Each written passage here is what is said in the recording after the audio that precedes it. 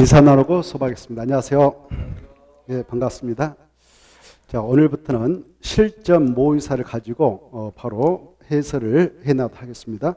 1회부터 들어가겠는데 이제부터가 정말 중요합니다. 여러분들은 이 문제 풀이 끝나고 나서 복습 다시 한번 페이지를 말씀드리면 관련된 요약집을 좀 파시 바랍니다. 아시겠죠? 그래야 실력이 향상될 수 있습니다. 자, 그러면 바로 들어가도록 하겠는데 1회 41번부터 들어가도록 하겠습니다. 이미 한번 풀어봤겠죠?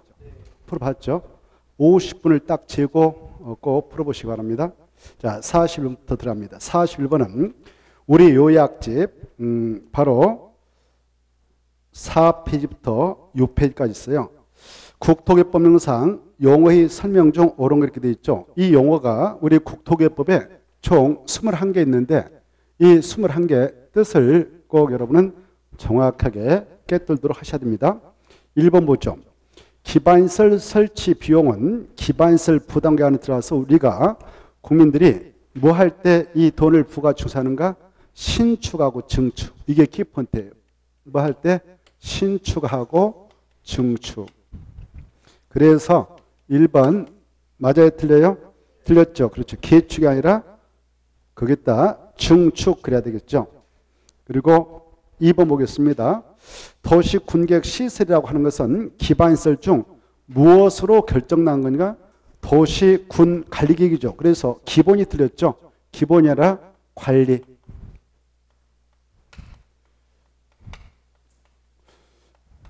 그 다음에 세 번째 기반시설 부담구역. 이것은 개발 밀도가 지정되어 있다면 이렇게 개발 밀도가 지정됐다면 이 안에 있다는 정할 수 없고 예후 지역에다만 정할 수 있다. 그래서 내에 따는 절대 정할 수 없습니다. 고로 이 기반시설 부담구역은 개발 밀도가 예후 지역에만 정하도록 되어 있기 때문에 양 구역은 같은 장소에 중첩 정할 수 없다는 걸 알아주셔야 합니다. 그래서 네가 틀렸죠. 이게 키포인트예요. 그리고 이 기반시설 부담구역이 지정되는 이유는 크게 보면 7개의 기반시설 설치가 필요한 지역이기에 지정을 하는데요. 7가지 중 바로 도로, 공원, 녹지, 그 다음에 거기에 써놨죠. 수도, 그 다음에 하수도, 대학을 포함한다, 제한다. 이게 키포인트 2번 나왔습니다. 재학을 제한 학교, 그 다음에 폐기물 및 폐기물 처리 및 재활용시설 이렇게 7가지를 받으시 바랍니다. 자, 그 다음에 4번 보겠습니다. 이 4번은 작년에 이 4번 하나 가지고 함재로 출제했죠. 도시군계획 사업은 도시군관리계획다 줄 것이고 도시군관리계획이다. 도시군 기본계획 하면 된다.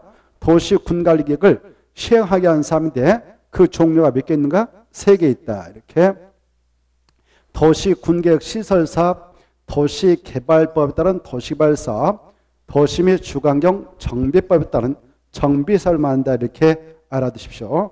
맞습니다. 5번, 이 5번이 올해 함재로 출제될 가능성이 아주 높습니다. 이미 2번 그것 가지고 기출한 바 있는데요. 기반시설이 크게 보면 약 50개 정도 되죠. 이 기반시설 중 유사한 성질을 갖는 것들을 7개로 분류해서 규정하고 있는 바, 그 것 중 환경기초시설 반드시 알아두시라고 했죠. 환경기초시설은 종류가 몇 개 되지 않습니다. 5개밖에 없거든요. 그래서 5개에는 그러면 하천 있죠. 그 다음에 저수지 있죠. 이 2가지는 뭘까요? 방제시설입니다. 그래서 하천하고 그 다음에 저수지는 여름에 장맛비가 왔을 때 그걸 좀 가다 놓고 그래서 재해를 예방하기 위해서 또 그쪽으로 흐르도록 해서 유도해서 재해를 예방해서 만든 그런 기반시설이기 때문에 이 하천과 저수지는 바로 방제시설이죠. 그래, 환경기초시설이라고 하는 것은 하자가 나오긴 하나 하수도죠. 하수도. 그렇죠? 그 다음에 수질, 오염, 방지시설. 그리고 거기에 있는 폐자 2개, 폐차장, 폐기물 처리 및 재활용시설 2개 있죠. 그 다음에 더 하나 추가하면 뭐가 있을까요? 빗물 저장 및 이용시설. 그렇죠. 좋습니다. 이게 최근에 개정을 통해서 추가된 건데 빗물 저장 및 이용시설. 여름에 장맛비 어마어마한 쓰레기 몰고 와서 옵니다. 그걸 일단 저장해서 걸러가지고 쓸만한 것들은 물을 다시 공공기관 화장실로 보내서 쓰고 있습니다. 이 대전광역시에 가보면 대전광역시청에 그렇게 쓰고 있다고 나와 있어. 가서 보면 화장실 물은 이 빗물을 저장해서 공급하고 있다라고. 자, 그래 빗물 저장 및 이용시설.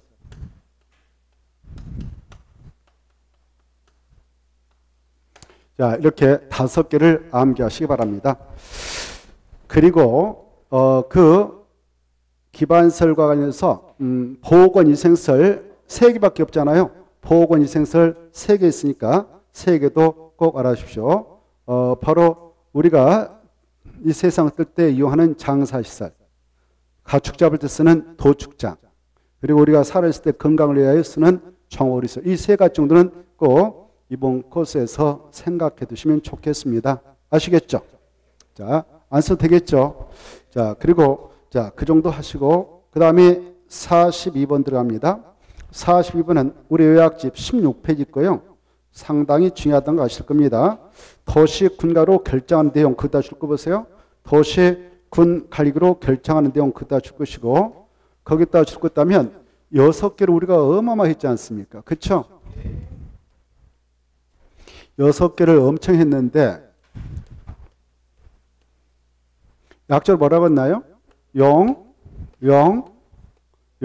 또 기, 사, 지, 이 이렇게 있죠. 자, 그래서 이걸 정확하게 여러분은 이 16페이지에 있는 거 정확하게 그 밑에 있는 까지 이건 아니다. 도시군가로 결정한 내용이 아니다. 이렇게 16페이지 자세히 써놨는데 아닌 거, 해당한 거 이걸 또 여기 보세요. 도시군가로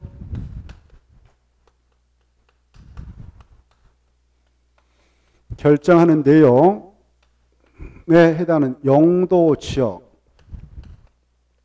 그리고 용도지구 이것은 지정과 변경이잖아요. 지정과 변경.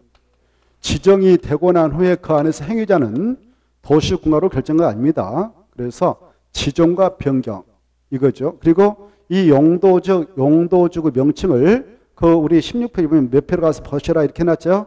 그걸 16페이지 가서 용도지구 몇 페이지 가서 보셔야 됩니다라고 그때 체크해놨을 거예요. 그쵸? 그 내용을 연계해서 가서 용도지구 쫙 알고 계셔야 돼요. 이때 용도지구 명칭은 도시, 지역, 관리지역, 롱림지역, 자연보전지역 있다. 알죠? 그 다음에 이 도시역은 다시 주거적, 상업적, 공업지역이 있다. 녹지역이 있다. 알죠? 관리지역은 다시 보전, 생산, 계획관리가 있다. 이거 아시죠? 그 다음에 이 주거지역 6가지 있다. 전용 1, 2종, 일반 2, 3, 6, 준 주거지역이 있다.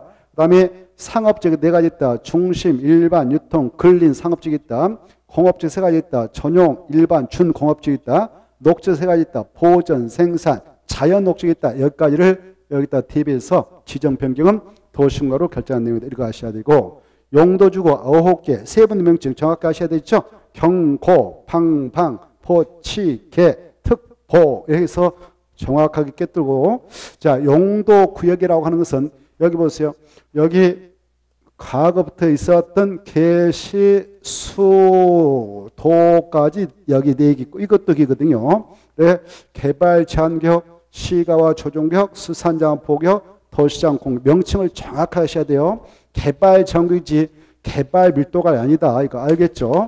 기반시설 부담구역도 아니다. 아까 했던 거 기반시설 부담구역도 아니다. 이거 주의하셔야 돼요. 자, 그래서 이것들은 도시군가로 결정하는 내용 아니다. 여기 아까 용도지역도 우리 국토개법령상 용도지역에는 농림지역이 있지만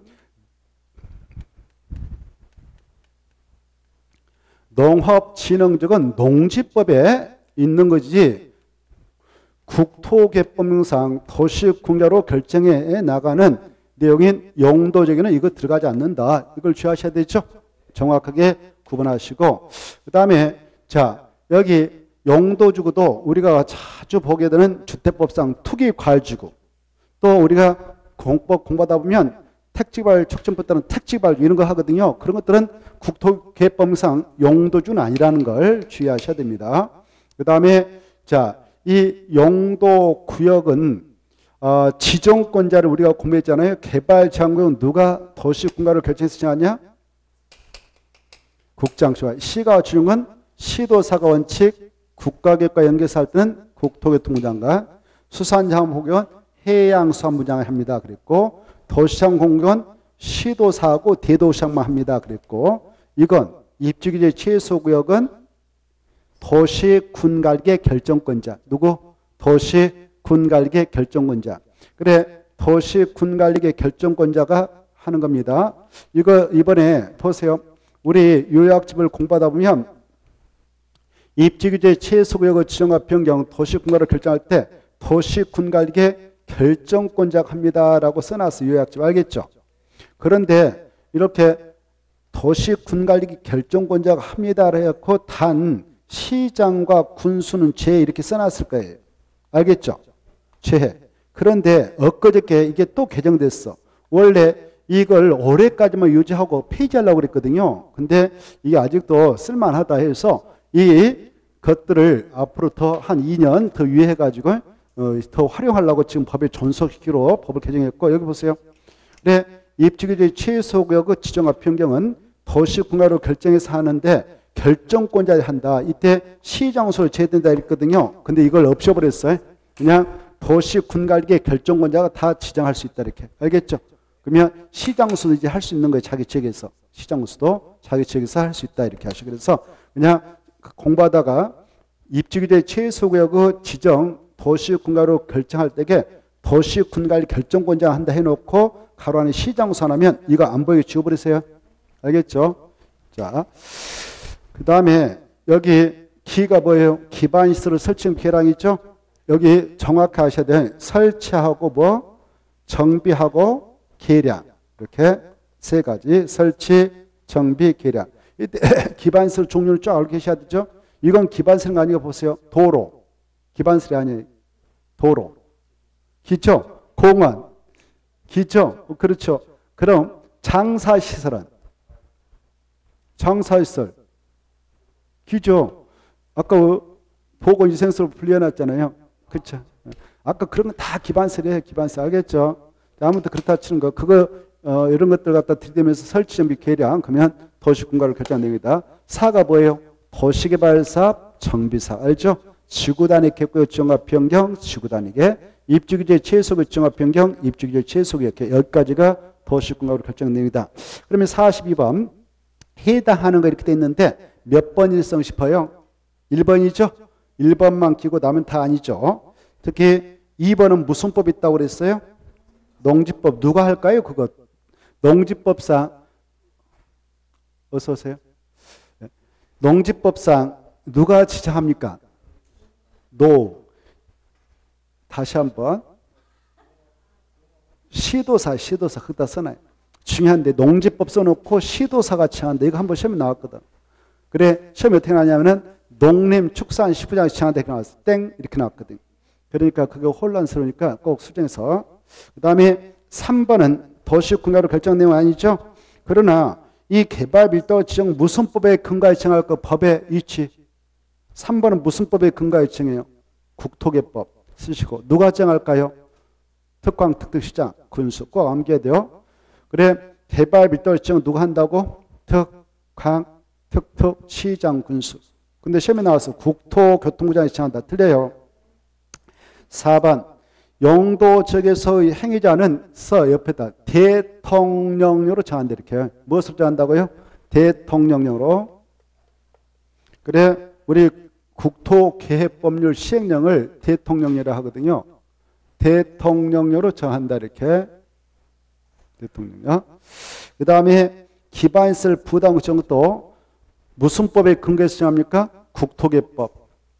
누가 정합니까? 특강, 특특시장수. 자, 이런 것들 기본이니까 꼭 아십시오. 자, 43번 들어갑니다. 43번은 우리 요약지 41쪽부터 43페이지 있어요.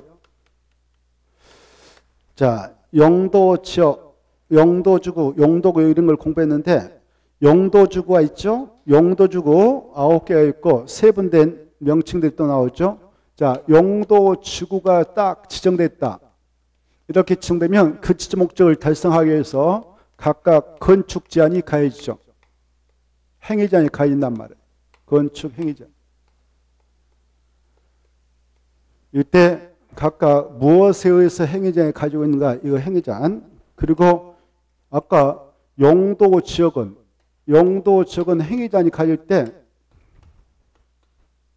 뭐뭐뭐 용도지역 지정됐다. 그러면 그 안에서 행위 제한 아까 뭘로 정한 바에 따른다고 했어요. 네.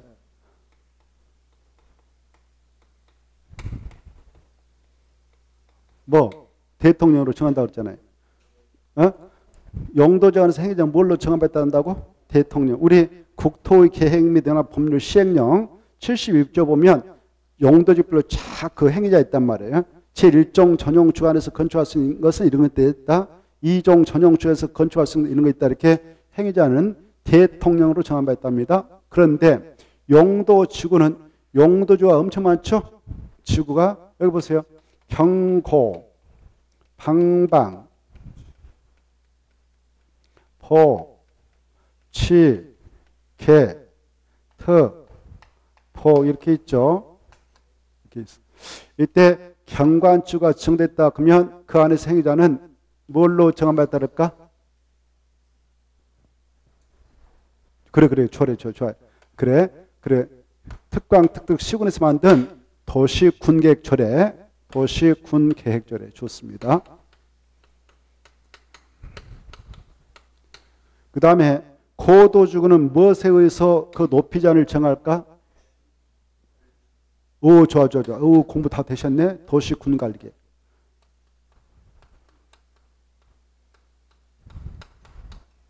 중요하죠. 고도지구는 도시군가로 정하는 높이를 초과하는 건축물 건축할 수 없다. 방화지구, 방제지구 다 뭘로 정하는 데 따르냐? 도시군계획조례.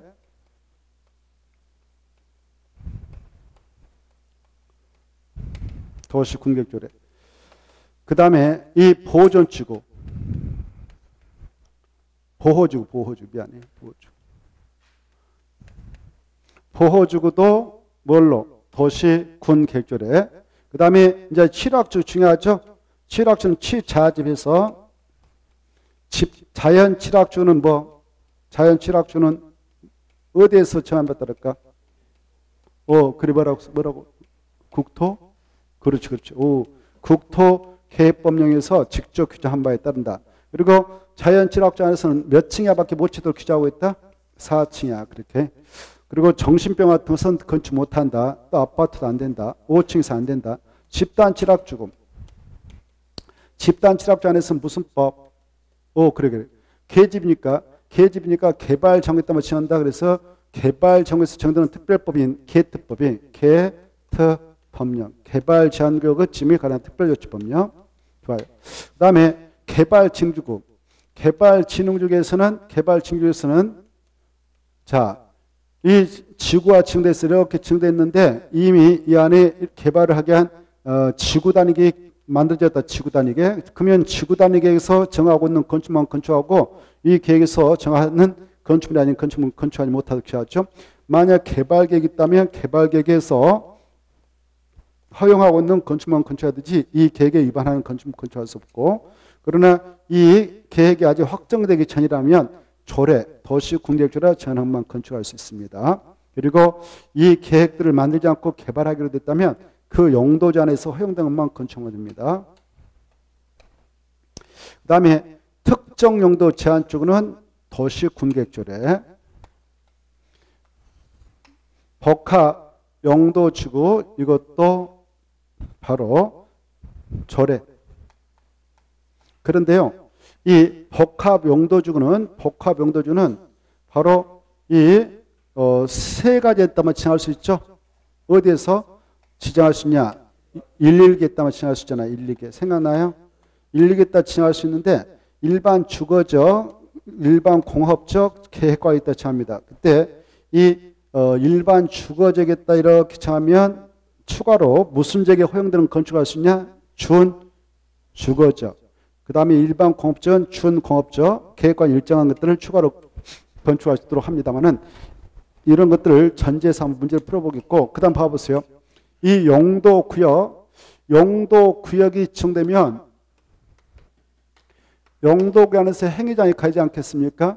이때 개발 제한구역, 시가 조정구역, 수산장 보호구역, 그 다음에 도시장 공격, 입지규제 최소구역이 지정되게 되면 그 안에서의 행위자는 개발 제한구역 무슨 법? 개특법령. 시가와 조정은 국토개법령. 뭐야 이거? 개시수. 수산장 보호구역은 바로 수산자원관리법. 수산자원관리법. 그 다음에 도시장 공격은 바로 도시공원 및 녹지난 법률. 도시공원 및 녹지 등에 관한 법률. 그러면 입지규제 최소구역은 한번 여러분 말씀해 봐요. 입지규제 최소구역해. 뭐라고?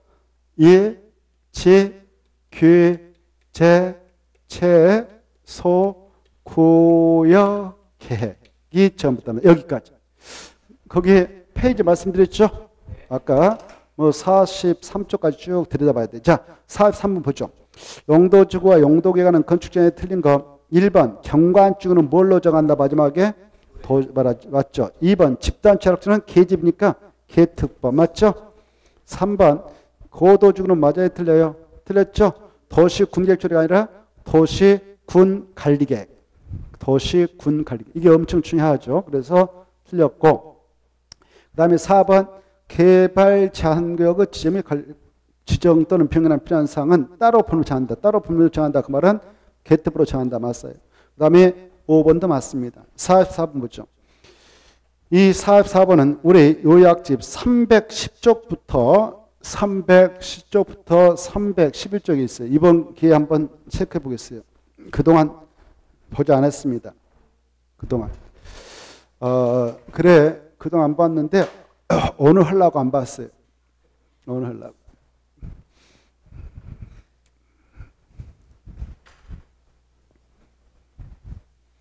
자, 그래서 311페이지 보면은 거기 나와 있죠.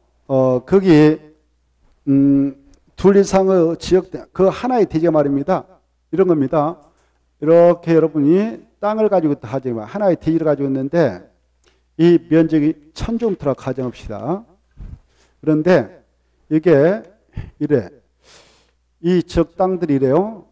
여기가 제2종 일반 주거지입니다. 1종 일반 주거로 가져봅시다. 여기가 제3종 일반 주거지라고 가져봅시다. 여기는 녹적입니다.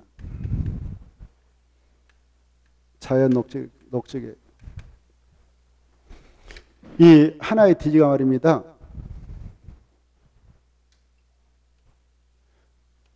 지금 여기 1종, 여기는 2종, 3종 녹적이 있는데 이 하나의 대지가 만약 이 제1종 일반 주거지 존재한다. 1000제곱미터짜리 아니면 이쪽 제3종 일반 주거지 존재하고 있다. 하나의 대지가. 아니면 녹적에 존재하고 있다. 그러면 이 대지를 이용하여 건축물을 건축한다. 이렇게.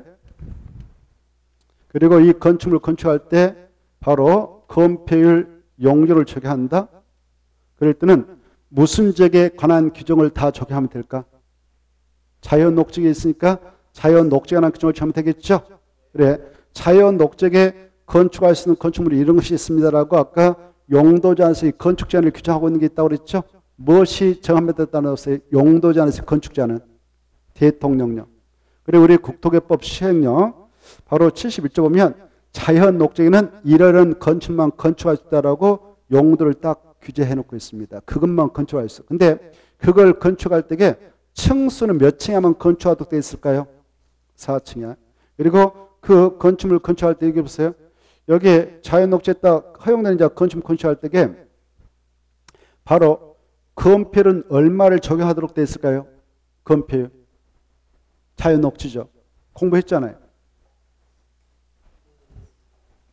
그렇지. 20. 좋습니다. 20%.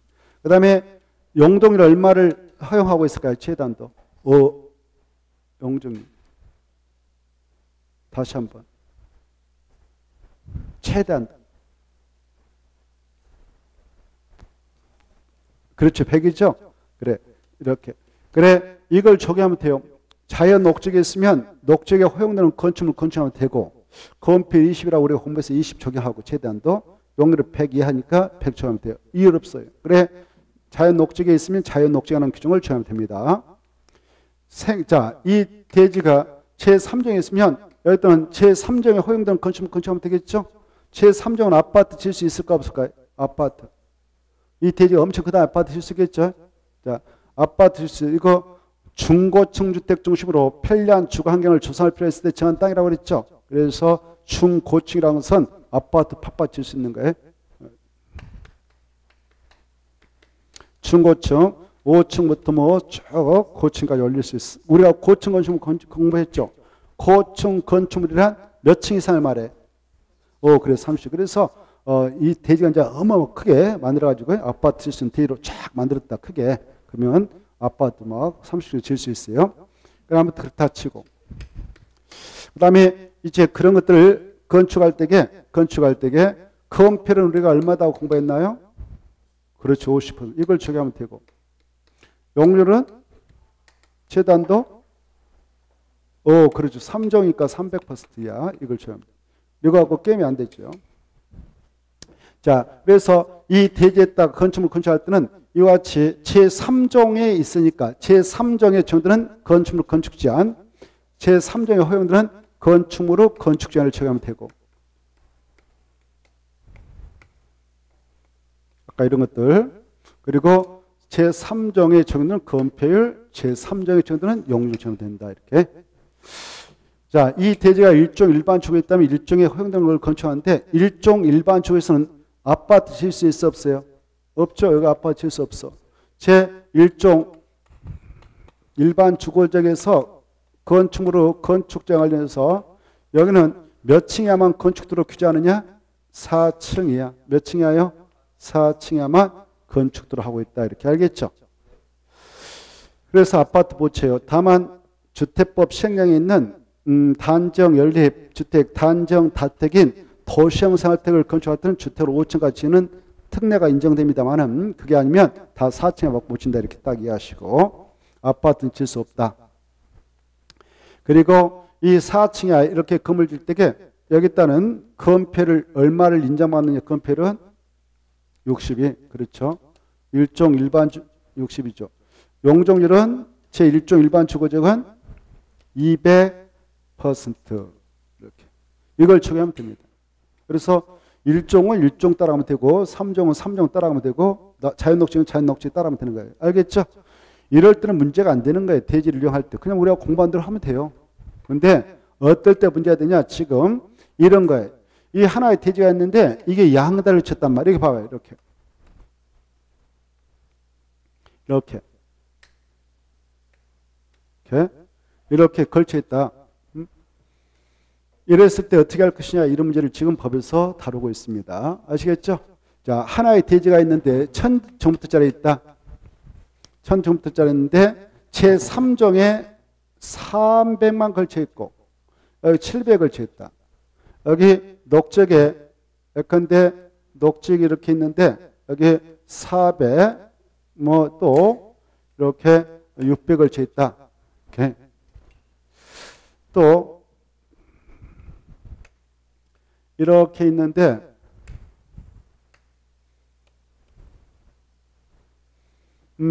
여기 500 걸쳤다 합시다. 그리고 여기 100, 900 걸쳤다 합시다. 이랬을 때 이 대지를 이용할 때는 어떻게 할 것이냐? 하나의 대지가 두 개의 지역에 걸쳤을 때의 문제를 해결하기 위해서 그 규정을 두고 있습니다. 우리 법에서는 하나의 대지가 두 개 용도지에 걸쳤다 그러면 여기 500은 일종에 써 있으니까 일종에 관한 규정을 정하면 돼. 이쪽에다 집을 질 때는 4층에만 지고 일종의 허용대로만 지으면 되고 건폐율은 60, 20을 정하면 됩니다. 이 대지는 3종에 있으니까 3종에 관한 이걸 적용해서 이용하면 되는 거예요. 알겠죠? 그래서 건물을 이렇게 걸쳐 쓰게 되면 이쪽은 하나의 건물 질 때도 4층에밖에 못 지고 이쪽은 아파트 질 때도 바로 층수 쭉 올릴 수가 있는 거예요. 이렇게 알겠나요? 그래서 앞에 이렇게 해서 올라갈 수도 있는 거예요. 그래 이렇게.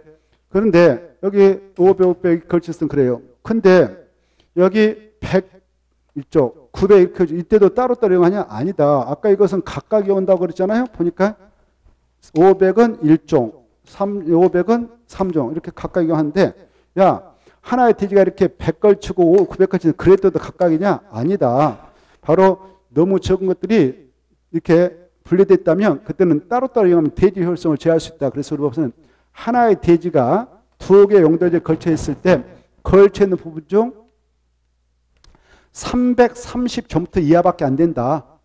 가장 작은 부분이 가장 작은 부분이 속해 있는 용도적 땅이 바로 330제곱미터 이하밖에 안 된다.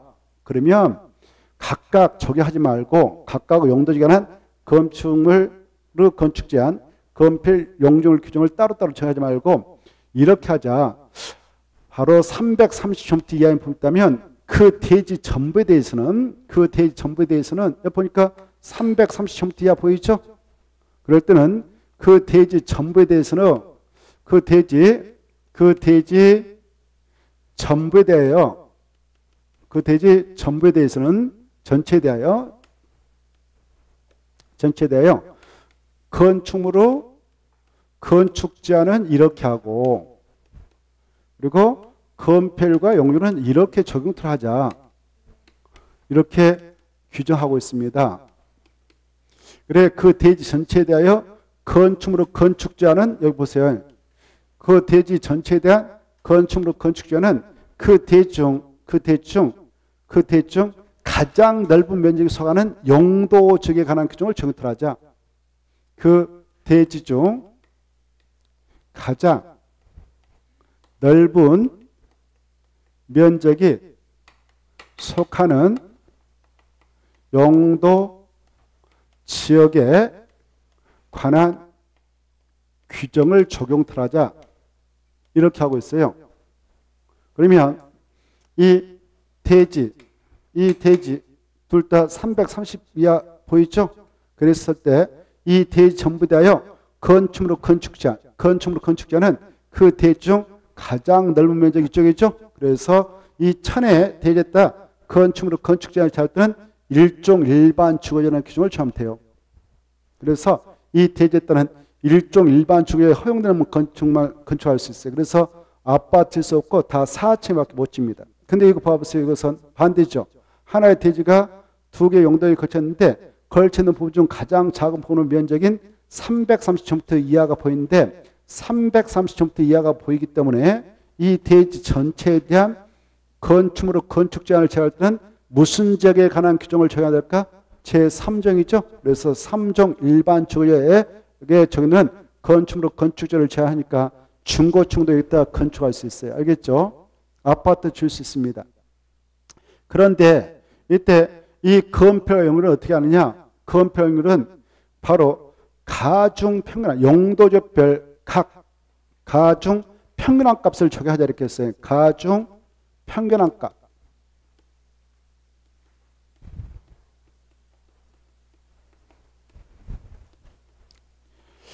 가중 평균한 값을 적용한다. 그 말이 이겁니다. 이렇게 전체 가중 평균한 값은 건폐율이 됐던 뭐가 용적률이 됐던 분모에 따른 전체 대지면적을 넣고요. 전체 대지면적을 넣고 분자에 따른 하나의 대지가 두 개 용도지에 걸쳤다면 가로를 두 개 만들어요. 그리고 가로를 만들어서 거기에 있는 내용 계산하고 플러스 하면 돼. 이걸 가중 평균한다 그래요. 이때 봐보세요. 가로 안에는 뭘 넣냐? 각각의 용도적에 속해 있는 토지 면적에다가 그 용도적에 적용되는 건폐를 곱하고요. 똑같아. 용도적에 속해 있는 토지 면적에다가 그 용도에 적용되고 있는 건폐를 곱해요. 이렇게. 그리고 이걸 플러스 합니다. 그러고 나서 계산하면 돼요. 이때 여기 와보세요. 이 대지 전체에 대하여 그 건폐는 그 가중 평락값을 적용해야 하니까 어떻게 계산하냐? 이 700에 적용되는 건폐는 60%죠. 그래서 대지 700에 적용되는 건폐는 60%다. 그리고 이쪽에 300에 적용되는 건폐로 최대한도는 50%였죠. 그래서 이 제3종 일반 주거지에 적용되는 토지 면적은 300이었고 300에 적용되는 건폐로 50%였죠. 그래서 50%를 곱하면 됩니다. 이렇게. 전체 대지 면적은 1000이었죠. 1000. 이걸 이제 계산하면 돼요. 700 곱하기 60%. 그러면 얼마인가요? 700 곱하기 60% 하면 6, 7에 42. 42,000% 플러스 300 곱하기 50% 하면 3515. 15,000% 이렇게 돼 있죠. 합하면 42,000, 15,000을 합하면 얼마인가요? 이거 57,000인가요? 57,000. 57,000을 1,000으로 하면 돼요. 그러면 약분하면 퍼센트 57%죠. 그래서 이 대지 전체에 대한 건필차들은 57% 처리하면 된다 그 말이에요. 이해돼요? 그래. 이렇게 계산합니다. 좀 어렵죠? 어렵죠? 그래서 안 했어. 나올 가능성이 좀 희박하기 때문에 안 했는데 그래도 알고는 계셨으면 좋겠다 싶어서 좀 설명한 겁니다. 알겠죠? 용적률 똑같아. 이 공식 이거 없이고 용적률 이렇게 대입하면 돼요. 용적률 똑같아. 용적률 이렇게 하면 됩니다. 자, 그리고 이 녹지역은 말입니다. 면적값이 각각 적용하자 이렇게 하고 있어요. 녹지역에 속해 있는 면적이 400이면 녹지역, 600은 이쪽 3조 이렇게 알아주십시오. 그 얘기도 있지만 그것까지 알면 여러분들 또 혼란스니까 그냥 간단하게. 그 다음에 자, 그래서 44번을 보시면 국토의 계획 및 법령상 둘 이상의 용도적, 용도주, 용도구역에 걸치는 대지단 적용존 설명 틀린 거 이렇게 되어 있는데요. 1번이 틀렸어. 하나의 대지가 둘 이상의 용도지에 걸치는 경우 그 대지 중 용도적 등에 있는 부분의 규모가 330제곱미터 가로 건너뛰어서 이하인 경우에는 전체 대지의 건폐율 및 용적률은 바로 그따 줄 거예요. 전체 대지의 건폐율 및 용적률을 그따 줄 것이고 왼쪽으로 가서 화살표 꺼가지고 왼쪽으로 가서 가중 평균한 값을 적용한다 이렇게 써놨어요. 가중 평균한 값. 가중 평균한 값을 적용한다. 가중 평균한 값을 적용한다. 가중 평균한 값을 적용한다.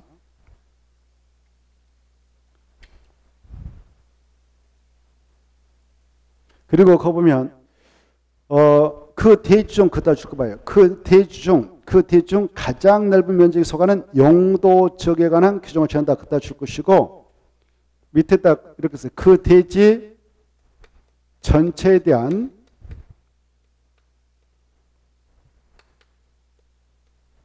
건축물의 건축 제한.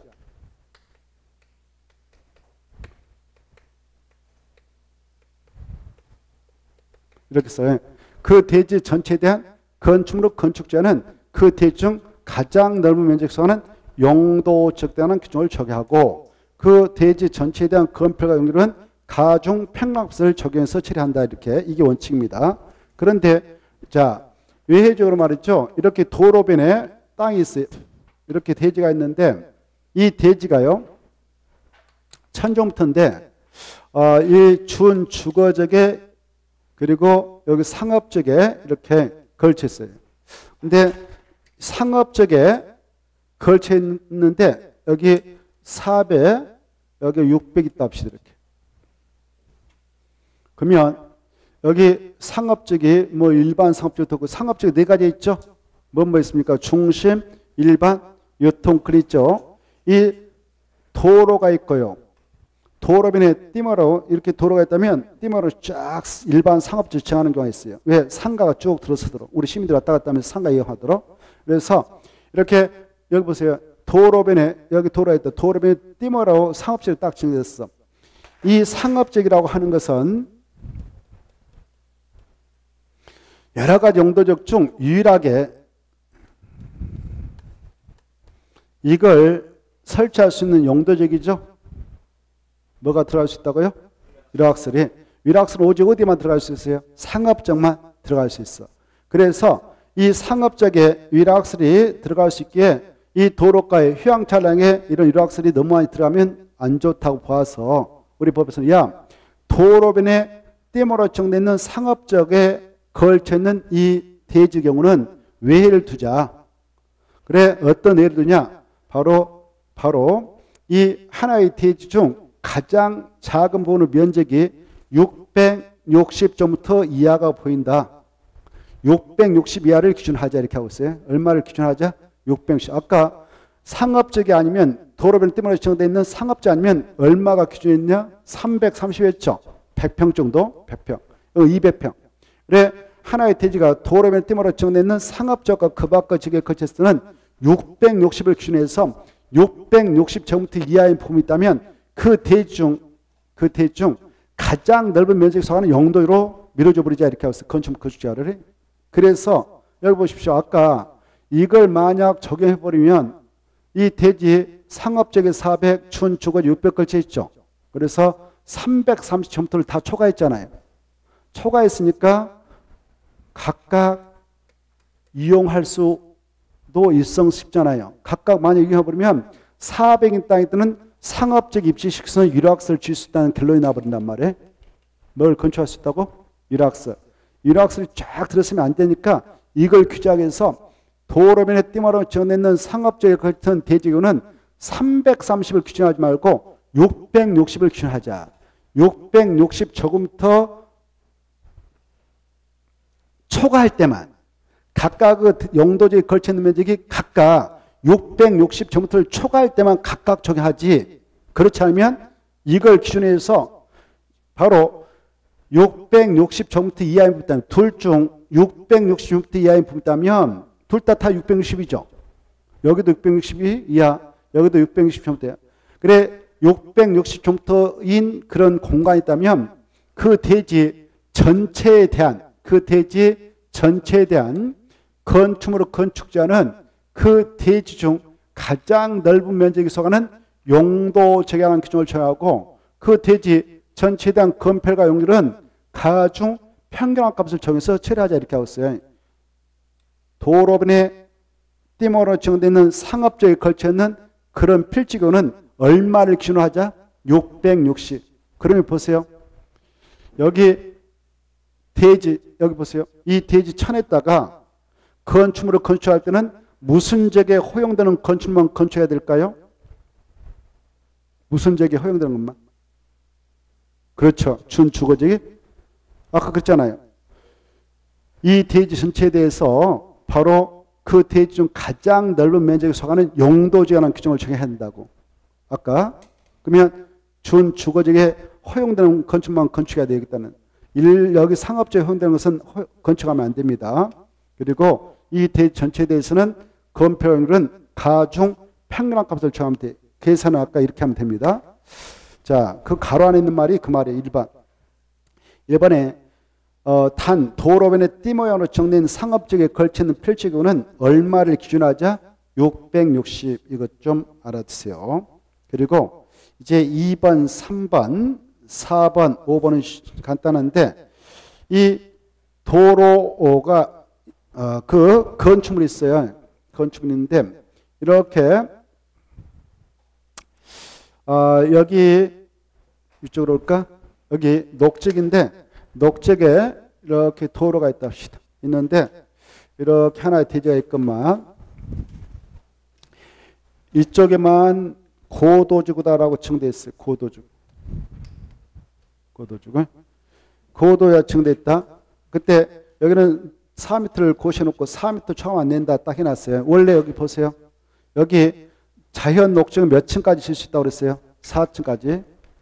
1층을 보통 4m 보면 16m까지 올릴 수 있죠. 근데 여기다 도로 옆에다가 야 여기는 4m를 초과 안 낸다 해놓고 고도 지났어. 이때 여기 건물을 건축하고자 할 때 이쪽에다 건물 치면 4층까지 질 수 있어요. 이건 고도주 아니까. 4층까지도 올릴 수 있는데 근데 여기다 올리면 몇 층밖에 못 올리냐? 1층밖에 못 올려요. 이렇게 이 고도축에 바로 건축할 때는 고도주에 따른 건축물로 건축증을 받아서 4m밖에 못 재요. 고도주 아니면 그냥 그 용도에 따른 건축증을 적용받으면 됩니다. 그런데 이 건물을 배치할 때에 이렇게 만약 보세요. 이렇게 하나의 건축물을 고도축하고 그 바꿔지게 걸쳐서 건축할 때는 이 건축물하고 이 대지 전부를 이용할 때는 고도주가 어느 건축물 대지하는 규정을 적용받아서 4층이 아니라 4m를 초과하면 안 된다는 거. 건축물 일부라도 고도주에 걸치게 되면 그 내용이 2번 나옵니다. 녹지 안의 건축물이 고도주에 걸쳐 있는 경우는 그 건축물 대지 전부 다하여 고도주의 건축물 대지하는 규정을 다 적용받는다. 그건 맞습니다. 그 다음에 3번 하나의 대지가 녹적과 그 밖의 용도지에 걸쳐 있다면 마지막에 각각의 용도 지역에 관한 건축 및 대지하는 규정을 정한다. 이 정도만 봤어요. 가로 안에 놔놓고 각각의 그 말 각각의 넘어가시고 그 다음에 자 4번 5번을 또 보겠는데 4번 이 건축물이 고도축에 걸쳐 있다. 고도축에 걸쳐 있다. 그러면 건축물하고 대지 둘 다 건축 및 대지 전부 다하여 고도주하는 건축 및 대지하는 규정을 적용받는다는 것. 둘 다 건축물이 고도주에 걸쳐 있어야 돼요.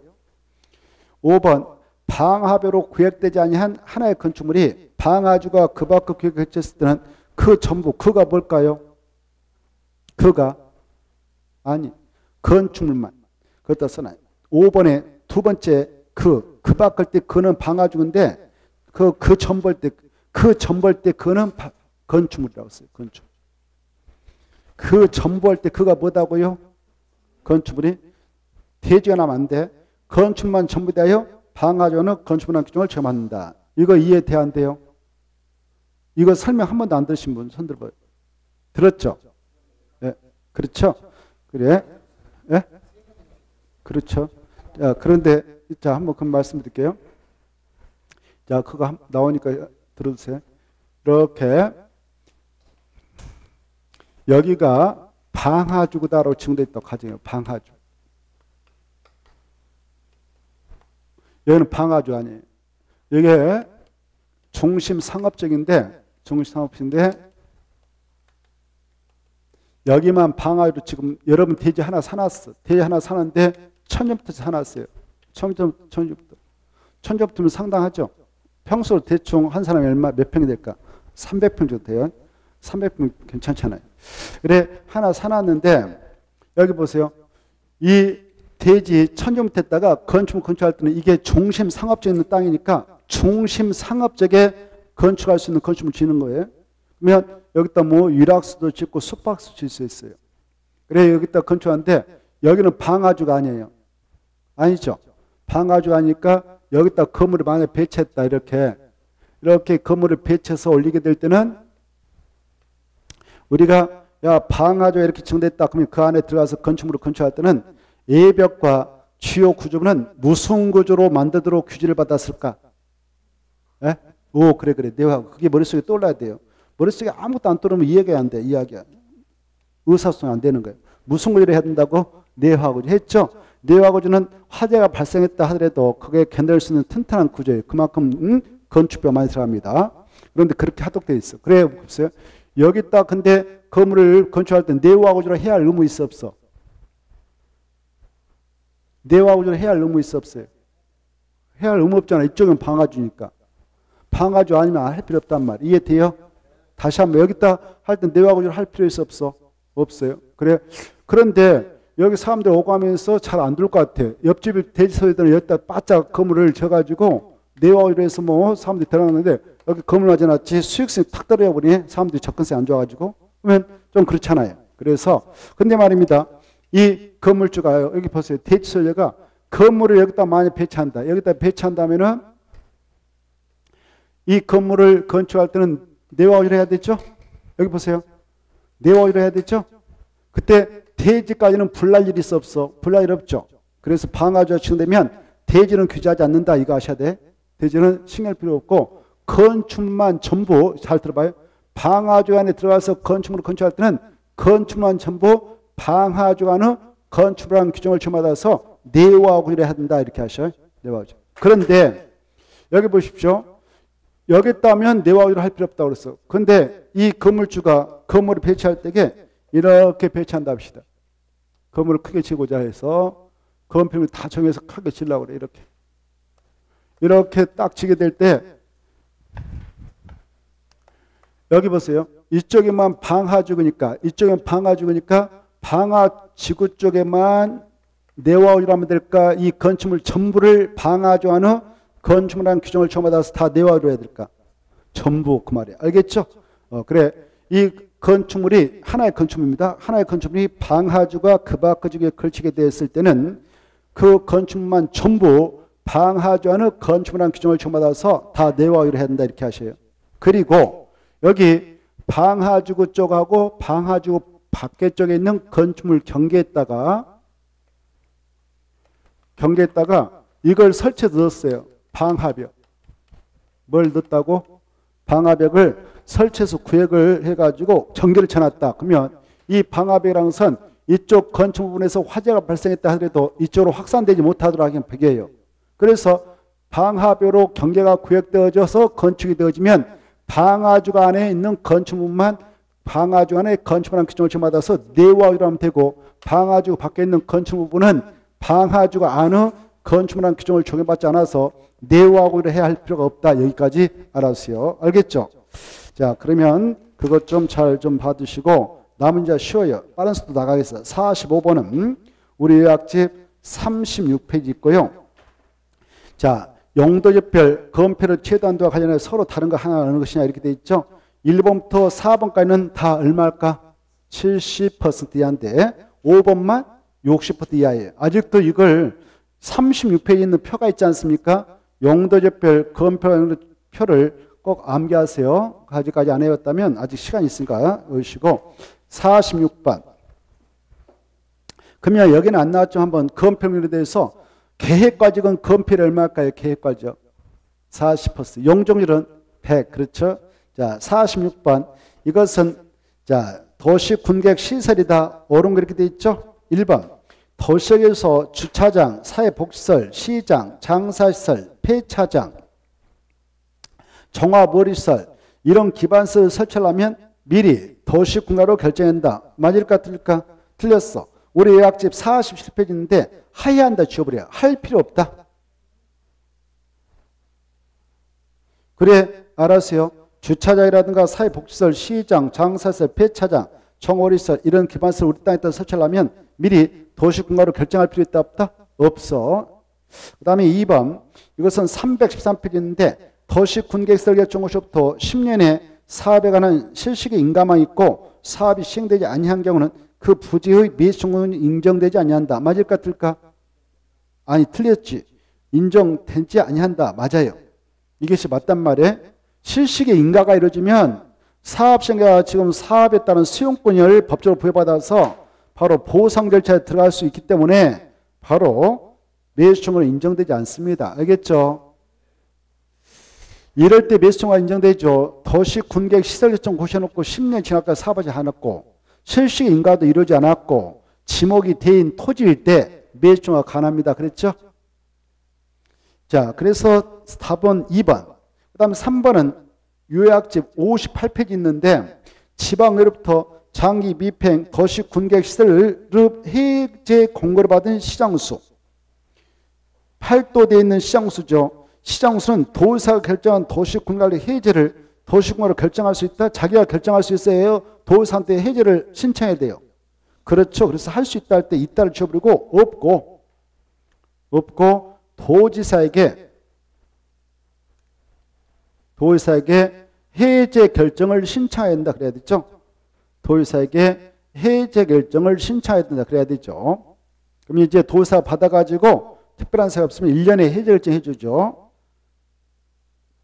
자, 그 다음에 4번 도지사가 시행한 도시군계획 시설사업으로 그 도에 속하지 않는 군이 예컨대 이 경기도지사가 평택시까지는 자기 관할구니까 자기가 도시군계획 시설사업을 도예산가에 해줄 수가 있어. 근데 평택시에서 천안까지 연결하는 어떤 도를 하나 만들었다.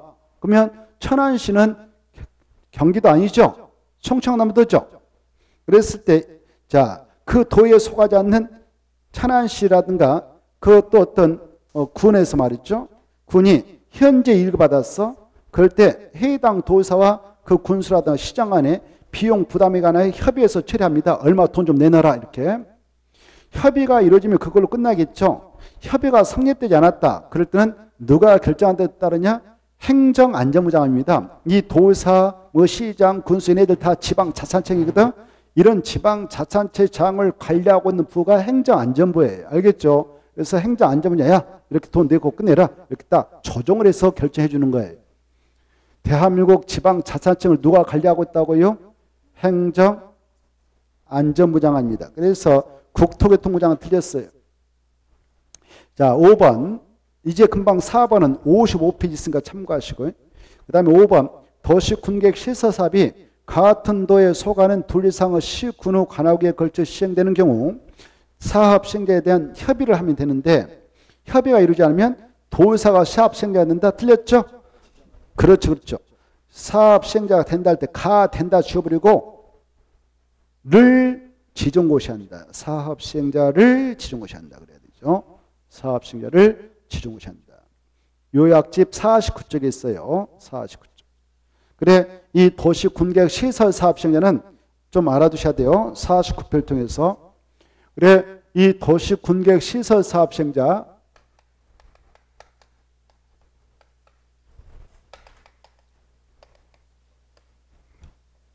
도시군계획 시설 사업 시행자는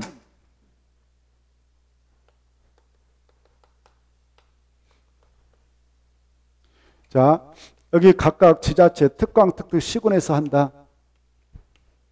특광 특특 시군에서 뭐 도로 공원 설치한다. 그걸 도시군계획 시설한데 그때 특별시 안에서 할 땐 특별시장이 광시에서 광시장 각각 지자청이 지자체 예산 가지고 하지 않습니까? 이렇게 자기 측에서 할 때는. 그래서 특광 특특 시장군수가 시행자 되는 거죠. 근데 이 시설 사업이 이렇게 있는데 도로 설치 사업이 있다. 그때 이렇게 두 개의 시군에 지사하려고 한다. 그때 여기 두 개의 시군에 지사하려고 그래. 같은 도인데 두 군의 시군에 지사할 때는 시장, 군수 만나서 이 시행자에 대해서 협의해서 정하면 되죠. 이때 협의가 이루어지지 않았다 그러면 같은 도다 그러면 도의사가 네가 해라고 시행자를 정해주지 시행자가 직접 하는 거 아니다 그랬죠. 그렇죠. 근데 여기가 서울특별시고 여기가 경기도다. 경기도.